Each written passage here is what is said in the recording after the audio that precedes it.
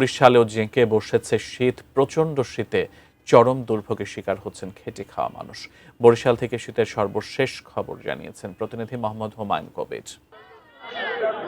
বরিশালে শীত জেঁকে বসেছে। প্রচণ্ড শীতের কারণে জনজীবন বিপর্যস্ত হয়ে পড়েছে, বিশেষ করে খেটে খাওয়া মানুষ এবং যারা সিনেমূল মানুষ তারা কষ্ট পাচ্ছে।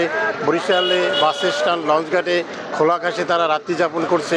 বরিশালে প্রচণ্ড শীত পড়লেও এখন পর্যন্ত সরকারি বেসরকারি পর্যায়ে আমরা কোথাও শীত বস্ত্র বিতরণ করতে দেখিনি।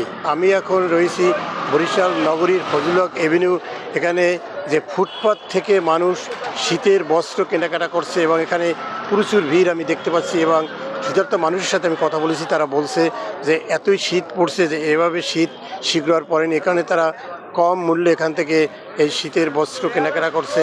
আর এদিকে শীত, প্রচণ্ড শীত এবং কুয়াশার কারণে নৌ ও সড়কপথেরও যানবাহন চলাচল বিঘ্ন সৃষ্টি হচ্ছে।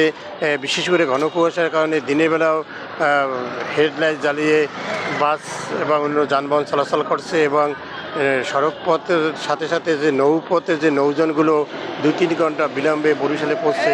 ফলে এতে যারা মানুষ তাদের গন্তব্যে পৌঁছতে দেরি হচ্ছে, ফলে দুর্ভোগ সৃষ্টি হচ্ছে তারা। আর এদিকে শেরেবাংলা মেডিকেল কলেজ হাসপাতাল সহ বিভিন্ন হাসপাতালে যে শিশু, বিশেষ করে শীতজনিত রোগে আক্রান্ত শিশুরা ভর্তি হচ্ছে। হাসপাতালে স্থান সংকটের কারণে, সিটের অভাবের কারণে মেঝেতে রেখে শিশুদের চিকিৎসা দেওয়া হচ্ছে। এই ছিল আমার কাছে বরিশালে শীতের সর্বশেষ।